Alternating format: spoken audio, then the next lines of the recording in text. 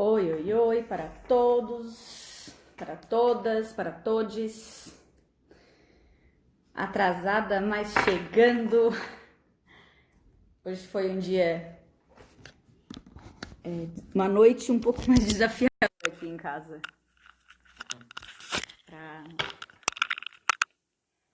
Para conseguir estar aqui com vocês. Deixa eu colocar meu fone, convidar já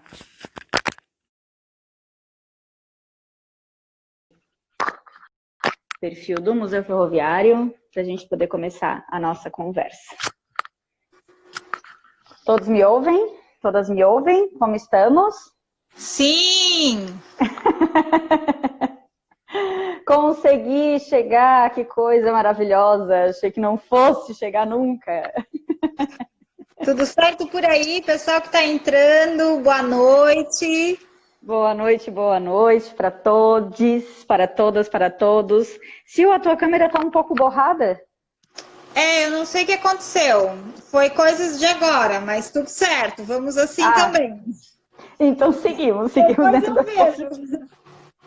Para a gente não perder os minutos aqui. Vou botar até no cronômetro para poder. Porque tu sabe que eu falo mais que o homem da cobra, né? Ah, tá maravilhoso. É assim que a gente gosta. Eu também não falo muito, não falo pouco, né? Então vamos nessa. Primeiro eu queria pedir desculpa pelo atraso, né? A gente tinha previsão de iniciar às 8 horas, mas essa noite foi uma noite um pouco desafiadora aqui em casa. Eu poderia colocar a culpa nos meus filhos, mas a verdade é que eu comecei me atrasando e aí uma coisa foi atrasando a outra. E quando eu vi, estava todo mundo muito atucanado e adrenalizado.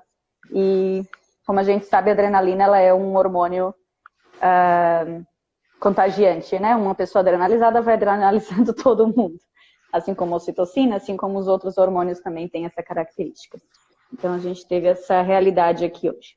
Opa, espera aí que meu negócio aqui tá caindo. Então hoje a gente está aqui com a Silvana, maravilhosa, museóloga do Museu Ferroviário de Tubarão, e a gente está iniciando a semana de lives em comemoração aos 150 anos de Tubarão, que é uma data muito importante. E aí, eu e a Silvana somos parceiras em muitos projetos, né, Silvana? Com muita alegria.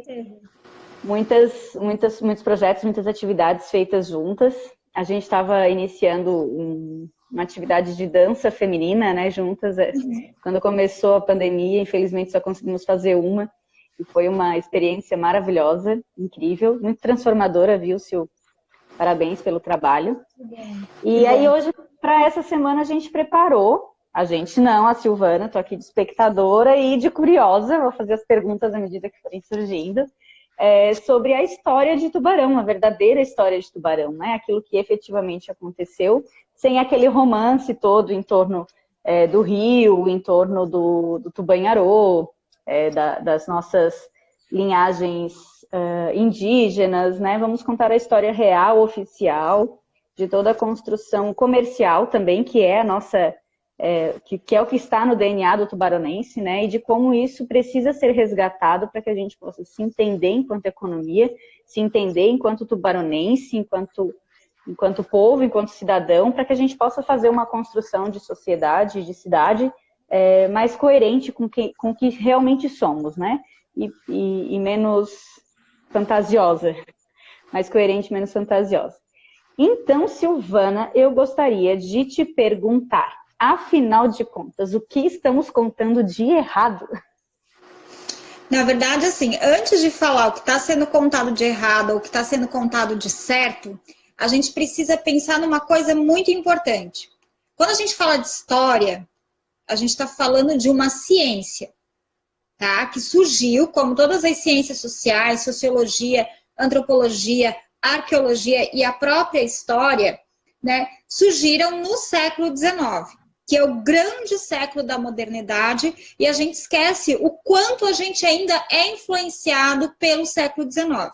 A nossa mentalidade hoje, ela é muito moldada por dois aspectos dentro desses processos históricos que a gente tem. A queda da Bastilha com a Revolução Francesa, né?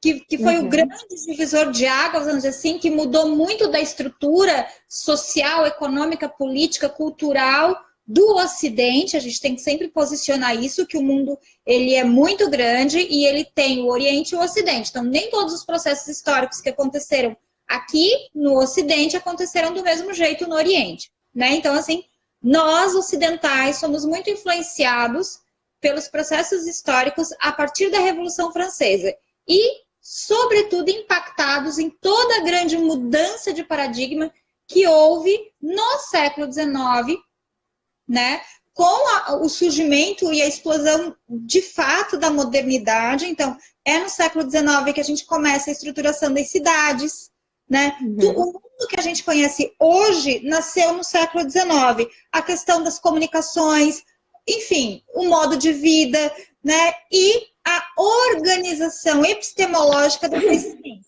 Flávio, faz favor aqui. Inclusive da história. A história, enquanto ciência, enquanto epistemologia e enquanto método de pesquisa científica, ela bebeu muito de um movimento filosófico. Saúde?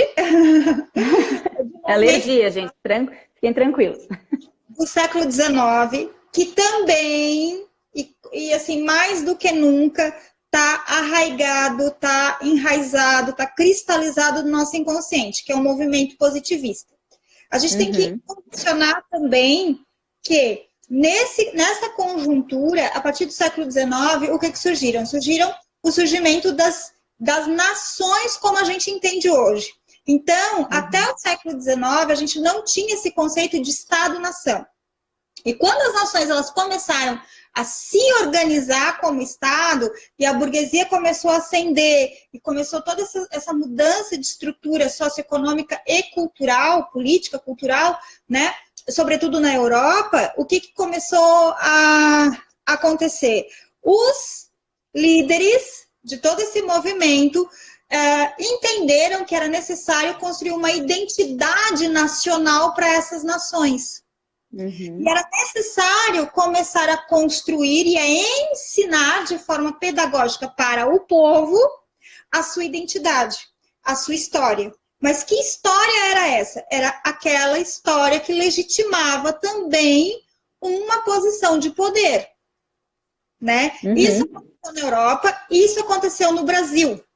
E isso aconteceu, enfim, isso faz parte do processo. Então, nessa organização de Estados-nações, e a partir da questão do século XIX, do positivismo e da organização de história como ciência, começa a surgir aquilo que a gente costuma chamar de história tradicional. O que quer dizer isso? E também muito influenciado pelo pensamento de Augusto Comte, que é o positivista por excelência, né? Que a história ela é contada de forma linear, então ela tem um começo e ela vai se desenvolvendo. Ela é contada a partir de fatos históricos heróicos e ela elege datas e personagens heróicos. Ela tem um elemento fundador, uma origem. Então, assim, toda nação ela precisa ter uma origem. Geralmente, essa origem é gloriosa a partir desse pensamento positivista, a partir da história tradicional. E assim, ó, quando eu falo isso, a gente tem que entender que isso está muito também dentro da gente, isso está dentro das nossas escolas, isso está dentro do método de ensino da história até hoje. É desse jeito que a gente entende história e é desse jeito que a gente é ensinado a entender história. Se a gente pegar qualquer livro didático, como é que ele começa? Ele começa lá na pré-história e vem vindo linear e vai e conta. O que a gente lembra das nossas aulas de história? De data e de personagem e de uma ação específica daquele personagem. Mas a gente não é convidado a pensar no contexto, a pensar nessas relações. Tá? Então, por muito tempo, e isso foi processos chefiados por estados, tá? Isso eram políticas de governo, inclusive no Brasil. Quando Dom Pedro olha que coisa interessante, né? A gente faz isso com a nossa própria vida, né? Sim. A gente retrata a nossa própria vida a partir de aí. Eu conheci fulano, daí aconteceu tal coisa, daí eu fui para a escola, era amiga de ciclano. E a gente tem que pensar, Michele, que a memória, ela é seletiva. O que nós recordamos não é, de fato, o momento que a gente viveu ou as coisas como elas realmente foram. A gente recorda a partir de impressões, a partir de sugestões, a partir de escolhas. Então, quando a gente trabalha com memória, a gente tem que trabalhar com duas coisas: lembranças e esquecimentos. E muitas vezes o esquecimento é tão ou mais importante, diz muito mais do que as próprias lembranças. Né? Então, a gente tem que entender um pouquinho essas narrativas historiográficas construídas. A narrativa tradicional, que é o que está dentro da gente. Então, quando a gente, assim, ó, a verdadeira história de Tubarão, mas assim, ó, a partir de que ponto de vista? E eu já vou chegar um pouquinho lá nisso, né? Quem está contando essa história? Quem são os setores da sociedade que têm o interesse de serem protagonistas dessa história? Tá? Qual é a instância de poder que está se legitimando a partir dessa narrativa construída de forma oficial? Porque a gente tem a história do Brasil oficial. E como a gente tem a história da Europa oficial, como a gente tem a história do Egito oficial, né? E essas histórias, a gente não pode ser ingênuo, ela não é uma novela, um romance, um filme. Ela atende a interesses de poder de determinadas classes, tá? A partir da década de 50, 60 e 70, né? Então esse era o modelo tradicional. Né? A partir do desenvolvimento do século XX, a história ela começa a se estruturar como uma episteme mesmo, e essas metodologias elas começam a se voltar muito mais para os processos históricos, historiográficos e para os processos sociais que estruturam essa sociedade. Então, se antes a gente... E eu estou falando isso muito a grosso modo, tá? Só para a gente conseguir que todo mundo entenda e acompanhe. Se ficar difícil ou ininteligível, tu me avisa, tá? Até meados do século XX, ou a partir de meados do século XX, com o advento da nova história, a gente tem que entender que existe uma metodologia, ou uma teoria, né, metodológica, que é o materialismo histórico, né, que todo mundo vai dizer, comunismo, né, é uma teoria fundamentada, a partir do qual se tem toda uma corrente de estudo, né, que vai E se for também tá tudo bem. Que vai de encontro a esse olhar mais tradicional sobre as ciências humanas, vamos dizer assim. Né? Então, assim, a partir da década de 50, 60 e 70, os pesquisadores, quando analisaram a história, ao invés de olharem a sociedade a partir de uma história linear, com personagens históricos e heróicos, com uma necessidade de exaltação de um povo, de elevação de uma cultura, né? E da hegemonia de um determinado grupo social. Travadinha. Quando ela volta, fica à vontade.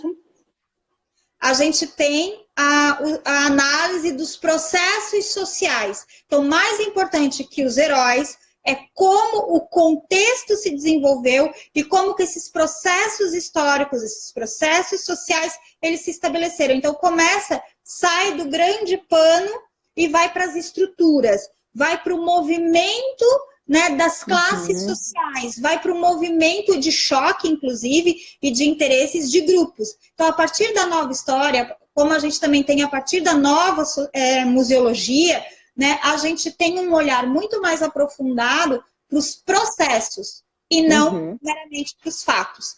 E quando a gente fala em história, a gente tem que sempre pensar o seguinte: história, ela trabalha com narrativa. No entanto, quando a gente se refere à história enquanto epistemologia, enquanto ciência, ela precisa ter o rigor científico, para que justamente não se caia nessa coisa da gente comprar narrativas, assumi-las como verídicas e elas serem, na verdade, uma ficção ou um romance contado por alguém. Né? E muitas vezes a historiografia, ela é confundida com romance histórico. Então, romance histórico está dentro da literatura.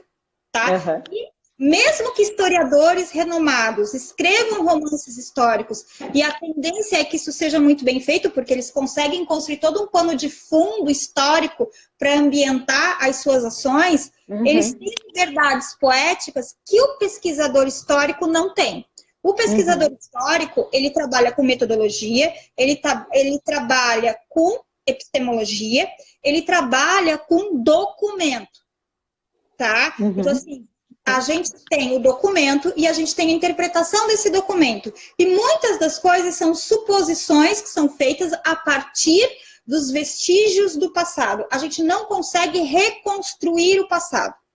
A gente consegue trazer à luz interpretações e reinterpretações para tentar criar uma ideia de passado, né, entendendo que tudo é movente, tudo é processo. O que a gente entende hoje, daqui a 20 anos, alguém pode descobrir um documento que pode reconfigurar toda a interpretação que a gente tem sobre o nosso passado. E a arqueologia, ela trabalha muito com isso, né? Quando tem uma descoberta arqueológica, e você tem uma reconfiguração do entendimento do que era, das sociedades antigas. Por quê? Porque a gente não sabe, de fato. E é muito difícil a gente reconstruir, porque justamente a gente é muito herdeiro da história tradicional, né? A gente é o senhor, a senhora, o data, as grandes batalhas, as grandes guerras, a história, infelizmente, mas tem ramos que sobretudo a nova história, estão se aprofundando muito mais. A gente não tem a pesquisa da história dos costumes, por exemplo. Os modos de vida, né? O historiador tradicional, ele não se debruça sobre a vida do cotidiano do pobre. Entendeu? Não. Né? Não interessa a ninguém. Não, graças a Deus que hoje isso já está mudando. Então, assim, a gente tem a pesquisa de grupos históricos que estavam invisibilizados pela história, as suas narrativas estavam distorcidas e estavam invisibilizadas, estavam existindo no contexto do esquecimento, e hoje elas estão vindo à luz, elas estão se tornando protagonistas dos seus enredos, né, justamente por causa desse novo movimento que é processual, que entende a história como um processo e a história como relação. Né? Então, não existe só o grande Dom Pedro II. Não, o Dom Pedro, ele tinha uma corte, ele tinha várias coisas, ele tinha uma mulher, ele tinha amantes, ele tinha, né, o camareiro lá e o dele, ele tinha gente que odiava. Então, assim, e aquilo tudo faz com que a gente compreenda esses processos, né? E se compreenda neles. Com relação à história de Tubarão, a história de Tubarão, ela é estruturada muito a partir dessa estrutura narrativa tradicional. Tá? Ela é muito a história tubaronense que os professores ensinam na escola, que os alunos aprendem e que a gente conhece muito mal, inclusive, né? E com várias distorções nesse caminho, né? Ela é pautada numa história tradicional, numa linha, numa narrativa historiográfica tradicional. Então, assim, a gente tem um elemento fundante, que é o quê? O Tubanharô. E aí, se a gente começar pela figura do Tubanharô, que eu chamo de mito fundador da cidade, porque precisou se construir uma identidade tubaronense, né? Tubarão tem que ter uma identidade, para ter uma identidade ela precisa ter uma história registrada, né? E esse mito fundador do Tubanharô, né, que ficou como o cacique, se a gente analisar bem, o que ele começa? Ele começa com a figura do indígena. E a figura do indígena, ela entra como dentro da linha, né? Se a gente for pensar a história numa linha, ela entra dentro lá do princípio, da origem, do primitivo. Então, olha, a primeira questão que muito pouca gente pensa, mas que está no subterrâneo desses discursos. Então, o Tubanharô, o indígena, ele está muito próximo, o indígena está muito próximo do primitivo. Né? Ele vem antes da descoberta, né? Da descoberta europeia da cidade, né? Ele é o selvagem e ele é o bom selvagem. Então, quando a gente se refere ao indígena como bom selvagem, a gente está, na verdade, descaracterizando ele, tirando dele a sua humanidade e o seu direito e respeito à sua etnia. A gente está colocando ele como mais um animal dentro da natureza, né? E isso, né, estabelece quem manda e quem obedece, né, numa estratificação de poder. Então, a primeira coisa, o elemento fundante no primitivo, que é o Tubanharô. Lembrando que o Tubanharô é um nome tupi-guarani, né? A partir dos carijós, que era a tribo que ficava aqui nas margens do rio, mas nós não temos só carijós, nós temos xoclengues, nós temos caigangue também, né? Mas o Tubanharô, ele é, na verdade, uma designação do rio Tubarão, do Pai Feroz. Então, o grande símbolo para os indígenas e o grande caminho que possibilitou o desenvolvimento da nossa região é o rio. A gente é muito ligado ao rio, seja socialmente, simbolicamente, poeticamente e, sobretudo, lá no começo do povoamento, sobretudo economicamente ao rio, porque o comércio era feito todo pelo rio. Então, a gente tem a primeira coisa. A segunda coisa, que quando a gente começa a desmembrar e analisar a questão do Tubanharô, todo mundo quer que o Tubanharô exista. Todo mundo se refere ao Tubanharô como uma pessoa, né? Ele tem uma tumba, um CPF, né? Uma cara. E assim, gente, onde é que ele morava? Cadê a obra? Não se tem registro. Inclusive, existe esse grande debate se Tubanharô realmente existiu, a pessoa física, ou se ele é uma representação. Porque não se tem dados históricos, não se tem material concreto para poder trabalhar enquanto pesquisa histórica. O que se tem é um registro do século XVII, meados do século XVII, de jesuítas espanhóis que, andando pela região de Araranguá, registraram a prática de caciques ou chefes nomeados pelas tribos ou autodeclarados chefes de tribo que faziam um processo de guerreamento, capturavam prisioneiros e faziam a troca ou a venda desses prisioneiros com o homem branco. E quando a gente tem o Tubanharô construído a partir dessa narrativa do cacique, então ele não é qualquer índio, ele é um cacique, ele está dentro de uma instância de poder também, ele é um chefe. Só que, detalhe, se tu olha, ou se tu lê, né, as revisões historiográficas, ou as revisões bibliográficas, desculpa, sobre a história de Tubarão, eu nunca vi, Michele, a referência a que tribo ele era. Ele é um cacique. Também não me recordo. Ele é um cacique que não tem tribo. É verdade. É um cacique. Não me recordo de ter lido nada. O Tubanharô é do Tupi-Guarani. Né? A expressão Tubanharô é do Tupi-Guarani, mas o cacique Tubanharô não se fala. Não se fala de da tribo específica. Qual é a tribo? Primeira coisa. Né? Então, assim, a gente começa a entender, e isso está dentro da nossa identidade, tá? Quando a gente assume... E é uma normativa, quando se fala em cacique, quando se fala em tribos indígenas, é uma normativa que se indique de que tribo. Sim, porque eles são... É regra, né? Não é assim, existem várias identidades, né? Não é a mesma coisa que o caigangue, que não é a mesma coisa que o xoclengue. A mesma coisa eu querer botar no mesmo balaio poloneses, franceses e americanos. Não. Cada um... Então, quando a gente põe indígenas, a gente homogeneiza. A gente põe tábula rasa. Não. São povos, têm as suas tradições, têm as suas línguas, têm o seu modo de vida, eles não são a mesma coisa. Né? Então, a primeira coisa, outra coisa que a gente tem que perceber, quando a gente começa a desmistificar e analisar a construção narrativa da história oficial de Tubarão, é que é um cacique sem tribo. Outra coisa que eu, particularmente analisando, até para poder, estudando um pouco mais, até para poder falar nessa live, é que, assim, a historiografia tradicional construiu o cacique como aquele índio que capturava os indígenas e vendia para os brancos. É quase como um traidor da pátria, ou quase como um traidor da nação. Eu já ouvi isso também. E isso tem um peso em termos de identidade cultural muito grande. E quando se constrói uma narrativa de um personagem dessa maneira, o que se está sendo dito nas entrelinhas? Que ele escolheu deixar de ser primitivo, passou a ser civilizado. Por que Tubanharô e não qualquer outro índio? Porque o Tubanharô, desenhado nessa narrativa histórica, né? Ele é o índio que assumiu a aculturação.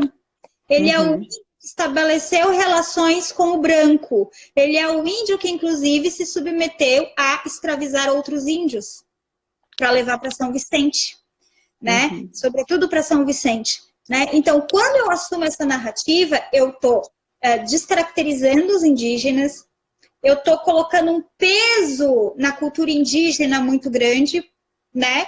Porque eles são saídos, eles são os bons gentios. Eu tô problematizando e estou criando um juízo, inclusive, de valor sobre o caráter desse elemento fundante para dizer que ele era tudo isso, mas ele buscou a civilidade. Por quê? Quem é o civilizado?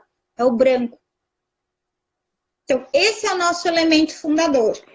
É, né? Quase como se a gente assumisse que o nosso elemento fundante não é uma descoberta europeia, porém, ele cedeu à descoberta europeia porque ele não era digno, digamos assim? Ou o europeu era melhor do que ele? Eu traduzo desse jeito, e aí é uma visão muito particular minha, né? Dentro dessa narrativa, se a gente for tentar, né, analisar a narrativa, ou já analisando a narrativa, é como se a nossa região ela tivesse um divisor de águas com o Tubanharô. A partir dessa narrativa tradicional, ela sai do primitivo e entra na civilização. Ele é o elemento que liga as duas coisas. Por isso que, mais do que querer achar o osso do Tubanharô, o que interessa para a história de Tubarão é pensar a representação do cacique Tubanharô dentro da nossa historiografia e dentro da nossa identidade cultural. Como nós queremos, né, tratar o Tubanharô, pensar o Tubanharô, né? Não é negar, inclusive não é negá-lo como elemento simbólico, como elemento mítico, né? Não é, e o mito aqui ele não é colocado como mentira, ele não é uma mentira, ele é uma representação de alguma coisa, tá? Então assim, mas, para estudar, para ir mais a fundo a partir desse cacique, ir a fundo e realmente estudar de forma honesta quem eram as tribos que estavam aqui. Que isso também não é feito, é que nem no dia do índio. Ai, vamos homenagear os índios, tá aqui índio, cara pálida.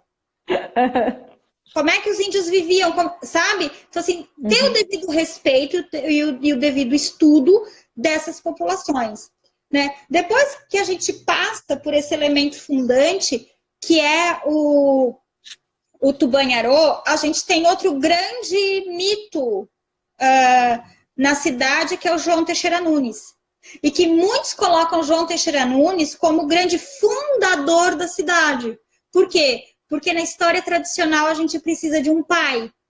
A nossa cultura brasileira é uma cultura não só patriarcal, ela é uma paternalista também. Paternalista. Então, assim, a gente precisa entender esses processos, a gente precisa entender como é que essa história é construída, como é que a gente absorve essa história no nosso inconsciente para entender, inclusive, os processos sociais e históricos de hoje.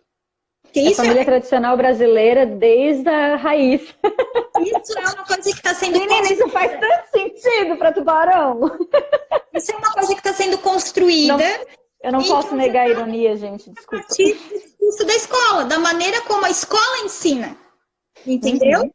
E é uma coisa inconsciente. Então, assim, as sociedades, sobretudo o Brasil, né? O povo brasileiro, e se a gente for pegar na região como que as cidades surgiram, sempre tem um pai na sua história, né? Sempre tem aquele que é eleito como fundador, né? E esse de fato existiu.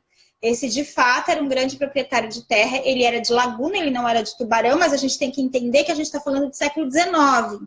A gente está falando de uma província, tá? A gente está falando que o Brasil era império, que não era república. E aí a questão das narrativas históricas construídas pelo Império e das narrativas históricas construídas pela República, existe um choque muito grande entre as duas narrativas. Por quê? Porque a República, a primeira coisa que fez foi reescrever a história e criar os seus os heróis. É onde surge Tiradentes, por exemplo, como Jesus Cristo. Ele se elege, isso também é dentro da história tradicional. Se elege grandes fatos, se elege grandes heróis para poder representar um ideal e legitimar quem? Quem está no poder. Por que Tiradentes? Porque ele lutou pela liberdade, lutou contra o Império lá no século XVII. Então, ele é símbolo da República. Porque os militares golpistas, né? Porque a gente sabe que a República foi a partir de um golpe militar, né, em 1889, eles precisavam legitimar o seu poder, que ainda estava muito frágil. Né? Então, Tubarão, ele precisa ter um pai. Ele precisa ter uma origem fundante. Né? Então, criou-se também essa ideia, quem é o pai de Tubarão? Quem é o fundador da cidade de Tubarão? João Teixeira Nunes. Só que assim, ninguém sabe quem foi João Teixeira Nunes. Pois é, né? Dizer quem foi. Quem foi? Então, assim, eu João conheço a escola. Foi um grande proprietário de terras, ele era um senhor muito rico, ele era de Laguna, como eu disse, e eu vou historiar muito rapidamente, porque senão, né, eu tô aqui de olho na hora. Muito rapidamente. Ele compra 80 braças de terra no início do século XIX, né, em 1800, segunda década dos 1800, que agora a memória me fala a data precisa, mas tem o documento certinho. Então, assim, a gente sai do campo mítico e representativo e simbólico, como Tubanharô, e a gente vai para a história documentada, tá? Assim, também existe uma divisão. Essa história documentada não tem como questionar o fato e o documento. Você analisa e reflete sobre a maneira como isso é interpretado e a maneira como isso é contado, certo? Então, assim, ele comprou essas 80 braças de terra e ele fez uma doação para a igreja. Na verdade, ele fez uma doação para Nossa Senhora da Piedade. E a partir daquele núcleo central, que foi feito primeiro uma capelinha, depois uma igreja, é que se organizou a primeira vila, a Vila de Nossa Senhora da Piedade do Rio Tubarão. Então, assim, o nome da cidade, ele sempre esteve atrelado ao rio. Por isso que se diz hoje que a identidade tubaronense, ela é muito mais ligada ao rio do que propriamente ao cacique, né? Sem dúvida, sem dúvida. Por quê? Porque, assim, mesmo quando ela se organiza politicamente, socialmente, quando ela já está num assentamento organizado, vamos dizer assim, como vila, e já está, né, dentro da estrutura política do Brasil Império, o nome Tubarão, referido ao rio, como uma dotação geográfica, né, que define o lugar, ele sempre existiu. Né?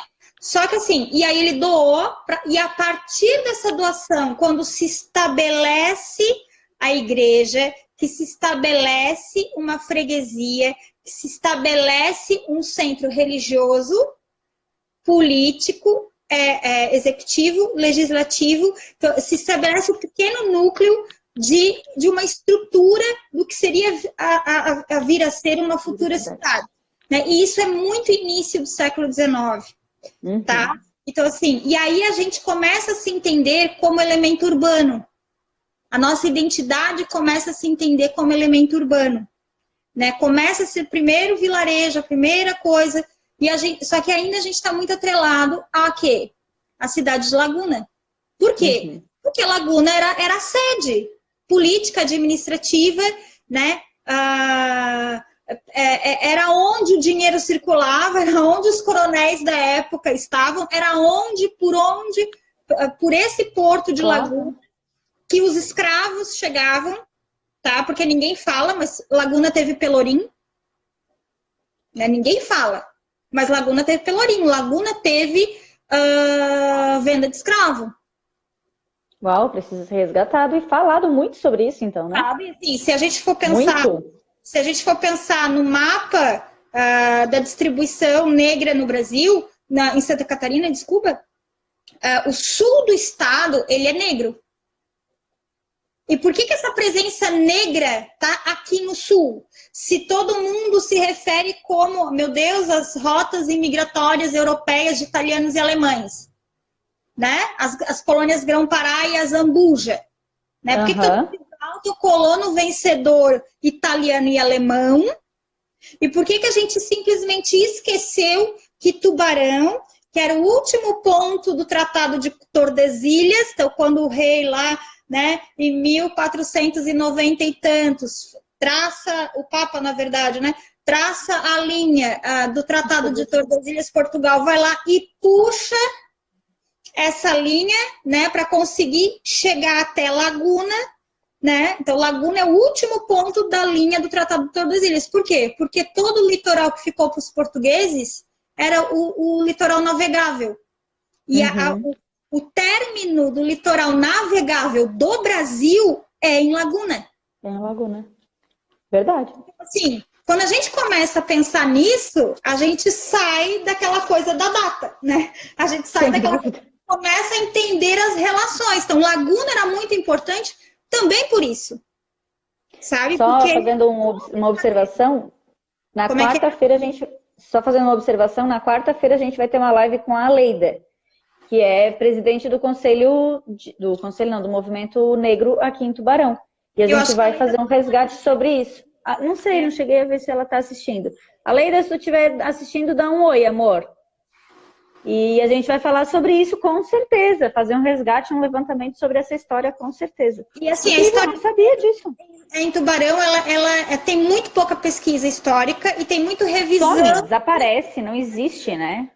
Então, assim, olha só, então a gente tem, e quando a gente constrói o branco europeu como herói, para justificar, para justificar e exaltar a conquista desse colono, na verdade, o que a gente está construindo? A gente está construindo uma narrativa que legitima uma política do contexto daquela época de branqueamento da raça.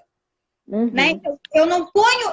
quais são os nossos heróis negros na região? Tem, né? Quem são as pessoas proeminentes negras na nossa história? Aqui da região eu posso estar sendo muito ignorante, mas eu não conheço. Não tem? Por quê? Porque na história tradicional, o vencido não tem voz. O vencido não aparece na história. É invisibilizado. Essa memória, ela entra no esquecimento. Ela é jogada para um cantinho, né? Agora, se a gente for pensar, me diz os nomes dos brancos europeus que venceram. A gente tem nome de família, e eu vou te dizer um monte. A gente tem o Cabral, a gente tem os Mello, a gente tem os Freta, nada contra as famílias, tá? Mas é um processo de que eles estavam, né, na elite política e econômica, os Verschutt. Enfim, todos os sobrenomes conhecidos italianos, alemães e tal. Por quê? Porque eles ascenderam socialmente, eles estavam na estrutura, no topo da pirâmide, eles estavam na estrutura política administrativa. Então, eles eram os prefeitos, os vereadores, os senhores que detinham grandes comércios, grandes lojas. Então, assim, eles ficaram. A memória deles ficou. Agora, os negros. Me diz o nome do primeiro maestro da lira tubaronense, que foi fundado em 1908, a nossa grande instituição musical negra de Tubarão. Quem foi? A gente não sabe. Por quê? Será que ele não era importante? Não, ele é muito importante, ele tem que ser registrado. Mas nessa construção narrativa, né, a história oficial e a história de uma identidade que quer ser criada é uma história que essa parte não aparece. E com o João Teixeira Nunes é a mesma coisa. Então, ele é exaltado como o elemento, o pai da cidade, porque ele doou esse grande lote de terras, que de fato doou, de fato foi muito importante para o processo de desenvolvimento da urbanidade em Tubarão, mas ele doou para quem? para a maior instituição de poder da época, né? Para a igreja, né? Por quê? Porque para se estabelecer como unidade e para ter força, tinha que ter o que ali? A igreja. Inclusive, o centro histórico de Tubarão, que nós temos um centro histórico, o mausoléu do João Teixeira Nunes está lá, na Praça da Igreja, que ninguém sabe, com um painel que conta um pouco dessa história, né, lá do Zumblick, né? A gente tem vários espaços de memória no centro dessa cidade, mas a gente não sabe, não conhece, não vê. Né? Por quê? Porque a gente não conhece a nossa identidade. Só que se a gente for As cidades brasileiras, na verdade, elas são o desenvolvimento, as brasileiras e as europeias, né? O desenvolvimento das cidades do mundo. O Alexandre está aqui, o Alexandre é historiador, né? Ah, maravilha. O desenvolvimento das cidades, ela se dá dessa forma, né? Aristocrática da história local, exatamente, Alexandre. A gente tem na nossa história oficial uma visão aristocrática, né? São os aristocratas que escrevem, né? Não é a gente. E o desenvolvimento das cidades, assim, enquanto urbanismo mesmo, né? Ela se desenvolve dessa maneira. Primeiro é fundada, a primeira coisa que se faz é colocar uma cruz, né? Então, aí, a partir dali, as coisas vão se desenrolando, né? Primeiro tem a igreja, aí depois tem a prisão, e depois da prisão a gente vai tendo as outras coisas, até que a gente tem casa. De poder, que é muito a partir do modelo português. A gente tem a igreja no centro, a gente tem o poder legislativo, executivo e judiciário. Então, assim, as casas de câmara e cadeia, a casa do prefeito ou do superintendente da província e a igreja. Se a gente for pensar no mapa de Tubarão, a gente sempre tem esse triângulo. No mapa do centro de poder de Tubarão, a gente sempre tem esse triângulo. Onde é que é a Casa da Cidade? Que é a nossa primeira prefeitura. Aí, na outra esquina, a gente tem o antigo fórum. Então, executivo, judiciário. E lá na ponta, a igreja. A catedral. O poder religioso. Então, poder temporal e o poder atemporal, eles estão sempre alinhados. Isso é uma estrutura de estruturação social que veio com os portugueses e que se manteve na construção geográfica e urbana das nossas cidades, desde o tempo das vilas. Só que voltando ao Teixeira Nunes, que o pessoal exalta como, né, o pai da criança, quando a gente só foca nele e a gente passa da figura mítica do Tubanharô para o João Teixeira Nunes, a gente esquece de uma parte muito importante da história tubaronense que fez com que a gente virasse o que a gente virou. Né? Na verdade, a gente tem que pensar Tubarão, a região sul de Santa Catarina, a partir ou em relação ao que estava acontecendo no Brasil da época. Então, a gente tem a descoberta pelos portugueses, e para os portugueses era uma descoberta, né? Era um achado. Um acontecimento, né, desse território brasileiro, né? Então, a gente tem só que o Brasil começa, de fato, a ser ocupado a partir de 1530, 1535. Ele não começa assim, Cabral chegou aqui e já mandaram tudo. Não. Esse processo de estruturação social e de tomada e de desenvolvimento dessa sociedade, de organização dessa sociedade, ela se deu processualmente e de forma muito lenta e com muito conflito. Então, assim, a partir de 1530, por ali, eu não quero errar nas datas, né? Porque senão os historiadores me pegam depois. A gente tem o estabelecimento no Brasil das capitanias hereditárias. E a gente precisa entender isso, e isso não é ensinado na escola, né? Porque a gente precisa entender em qual capitania a gente pertenceu. E quem era o nosso primeiro capitão hereditário? Por quê? Porque esse entendimento faz com que a gente entenda quem foi o proprietário da terra, porque a terra ela tinha valor, né? Quem tinha terra tinha poder. Né? Até hoje tem, né? Até hoje, mas assim, naquela época, né? E estava aqui com a missão de desenvolver a região, né? Então, assim, quem tinha a terra tinha o poder. Por que capitanias hereditárias? Porque ela passava o título como se fosse uma concessão, a grosso modo, né, do rei, ela passava hereditariamente. Uhum. Isso foi até meados do século 17, 18, né? Assim, e depois isso cai, né? Então, e aí essa terra dessas capitanias, o que acontece? Com o processo, então o primeiro dono da terra, né? O nosso capitão, que era o irmão do Martim Afonso Souza, né? O Lopes, vou falhar o nome dele aqui, depois eu deixo nos coisas, mas é muito, muito legal estudar isso. Deixa no comentário do IGTV. Isso. Eu deixo no comentário do IGTV porque eu não quero cometer uma gafe agora.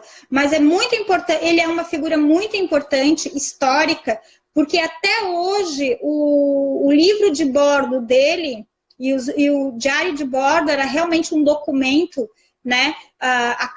O diário naval dele, ele é usado como referência até hoje. Então, assim, é uma figura que é esquecida na nossa história, né? Ninguém fala das capitanias hereditárias quando fala da história de Tubarão. Não se estuda, como também não se estuda o que foi de fato a linha do Tratado de Tordesilhas para a época, né? E o que isso influenciou em toda a política e a reorganização geopolítica do mundo no Renascimento, né? Porque a gente está falando de 1500, né? Com as grandes navegações e tal.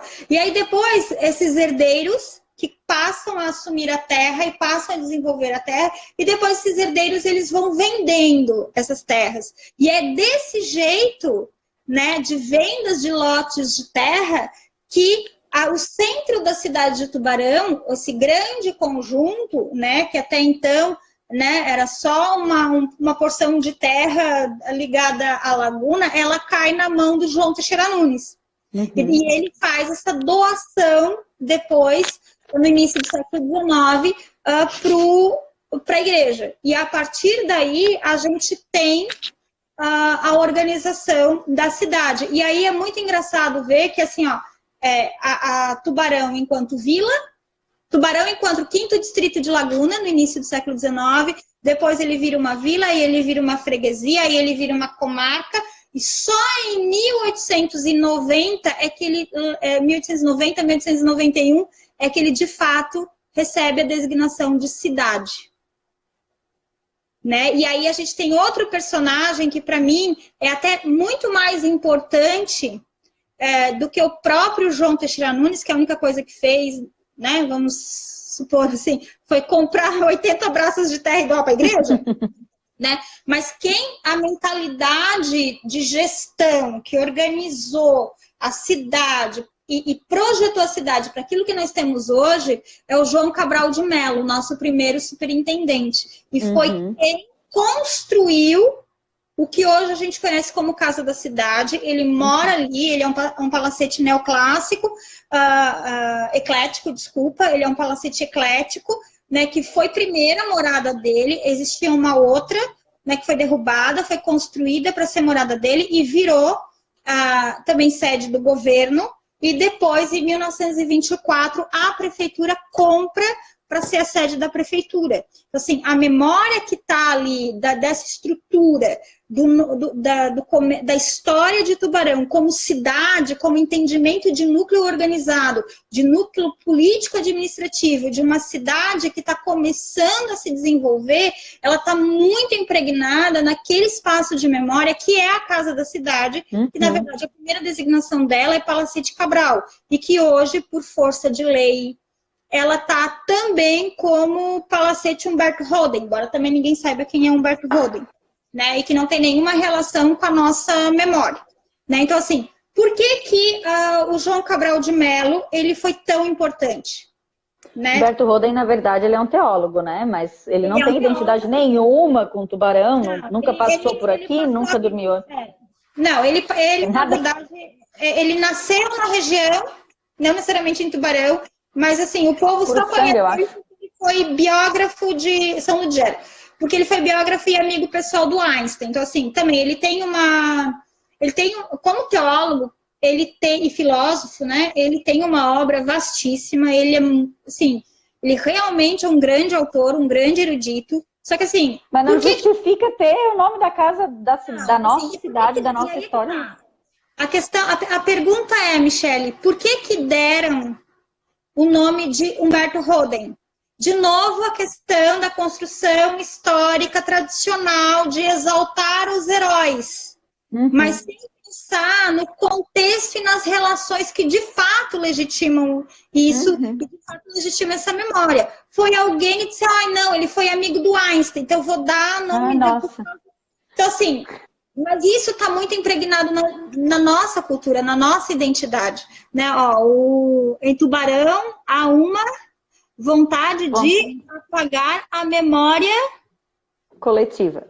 Exatamente, Alexandre. O Alexandre aqui, né, que foi coordenador do curso de História, historiador, né, muito ligado. Exatamente, Alexandre. Assim, tem esse processo de apagamento e de visibilidade dessas memórias coletivas. Então, assim, a quem interessou? Por quê?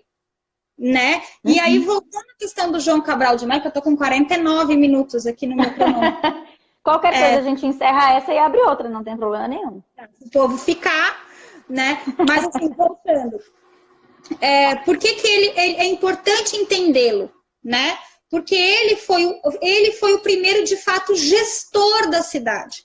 Né? Ele organizou politicamente a cidade. Ele criou... faz o seguinte, vamos prestar atenção no seguinte. Quando tiver em 55 minutos, tu me avisa, a gente encerra essa e abre outra. Tá.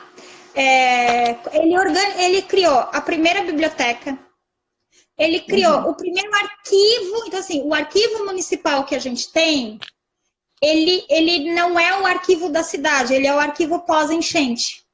Sim. De 74. Então, assim, antes de 74, o que a gente tem é o que sobrou.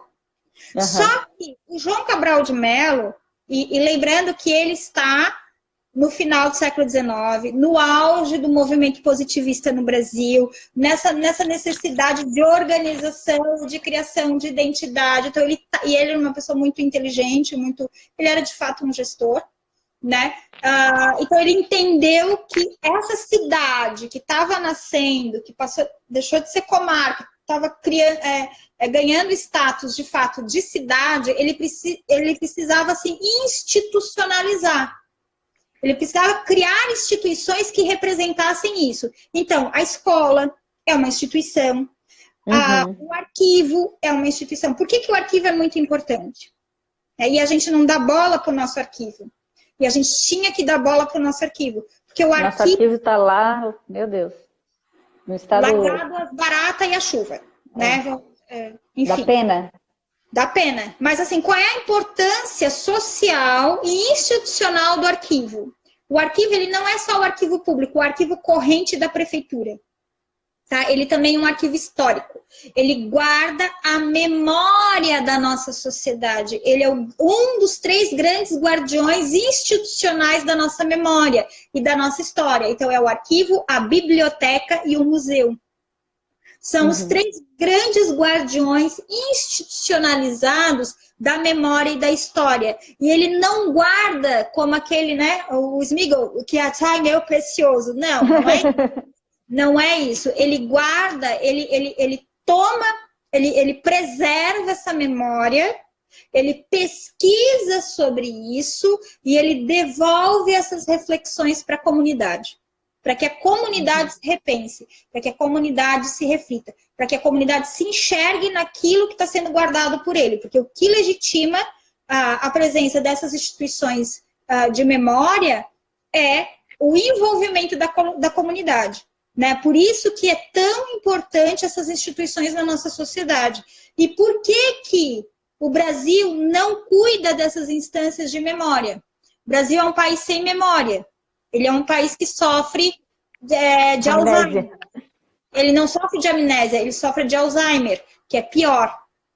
Né? Porque a amnésia, tu esqueceu, mas tu ainda pode recuperar a memória. O Alzheimer não, ele é uma doença degenerativa que ele não só faz com que a pessoa perca a memória, ele tira da pessoa todo e qualquer noção de pertencimento. Toda e qualquer noção de link com o passado e com o futuro, de qualquer referência com a realidade. Então, quando a gente diz que e faz esse paralelo, né, que a nossa sociedade, ela é uma sociedade que sofre de Alzheimer, a gente está dizendo que ela está passando por esse processo degenerativo de perda de uma memória coletiva. Uhum.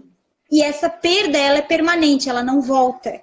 E isso é muito grave, porque quando a gente não tem essas instituições de preservação da memória, a gente não tem os documentos, né? E pode ser também história oral, eu não estou negando aqui, e eu adoro muito fazer pesquisa de história oral, né? Mas assim, o que é palpável sobre esses processos históricos de entendimento dessa realidade, para entender a realidade como ela foi, e a partir do que ela foi, ou do que a gente entende como ela poderia ter sido, a gente entender os processos que nos trouxeram até agora. Então, ele criou, o João Cabral de Melo, ele foi o gestor, considerado o primeiro prefeito, que ainda não era essa designação, né? Ele vai até 1890, ele vai até 1910, ele morre no cargo, né? Mas ele conseguiu organizar e plantar esse entendimento de organização de cidade, que pautou depois algumas políticas públicas para a cidade. Então, quando a gente pensa em política pública, né? Quando a gente pensa em quem a gente coloca no poder, quando a gente pensa em quem a gente escolhe para nos representar, quando a gente pensa em como que é constituída a nossa elite e quem é que está desenhado na nossa elite, e quando a gente pensa em todos os personagens que não aparecem de forma clara e digna nos nossos livros de história, a gente pensa que a gente acaba fabulando a nossa memória. A gente cria uma memória que é conveniente a nós. Mas quando a gente faz isso, a gente deixa de mergulhar em quem a gente é, né? Quase como um processo de análise mesmo. Mergulha em quem a gente é, vai lá na entranha, vai lá na estrutura e problematiza isso, né? E olha as feridas por dentro, porque só assim a gente vai conseguir saná-las. Se a gente não fizer esse enfrentamento, seja individual ou seja coletivo, o que se vai acontecer? Né? O que vai acontecer? A gente continua reproduzindo o mesmo modelo, o mesmo padrão narrativo. Em épocas diferentes, com personagens diferentes, mas o processo, ele não evolui. O processo, ele se repete, né? E às vezes de forma muito farsesca, como a gente está vendo no momento atual, né? Então, assim, ele vai se repetindo e a gente não consegue, né, não evoluir, mas transformar. E quando a gente fala, tubarão evoluiu, não. Quando a gente fala tubarão evoluiu, a gente está colocando de novo o tubarão dentro da linha do pensamento linear, positivista, evolutivo do século XIX. Não, a gente tem que pensar como que tubarão se transformou a partir de todo esse processo histórico, social, econômico, político, desse povo que está aqui e que é miscigenado. Nós somos, como o Brasil, um caldeirão de etnias. E todas elas nos compõem. Então, negar qualquer uma dessas identidades é nos negar em princípio. E quando a gente pensa na história de Tubarão, a gente não pode pensar na história verdadeira. E quando a gente elege uma história verdadeira, a gente está negando as verdades de outros grupos que também fazem parte dessa história. Né? A história verdadeira é de quem, cara pálida? Né? Eu acho que eu falei demais, estou com 57. Vou estar cansado de me falar. Tá ótimo. Sil, acho que foi uma aulona maravilhosa. Acho que deu pra gente ter uma super... abrir super a mente, assim. Só fiquei até o João Cabral de Melo. Né? Depois vem a ferrovia, vem a instalação das oficinas centrais aqui na cidade, vem o processo de industrialização com a instalação da fundição, que também ninguém fala. Né? Mas não esgota o assunto, a gente marca outra live, mulher. Tá tudo certo, a gente fala de tubarão no século XX, tá tudo bem. São 150 anos de muito processo. A gente tem muita coisa para falar, mas eu acho que deu pra gente entender. Ó, vai acabar em 30 segundos. Espera que eu vou encerrar essa pra gente encerrar direito. Espera aí.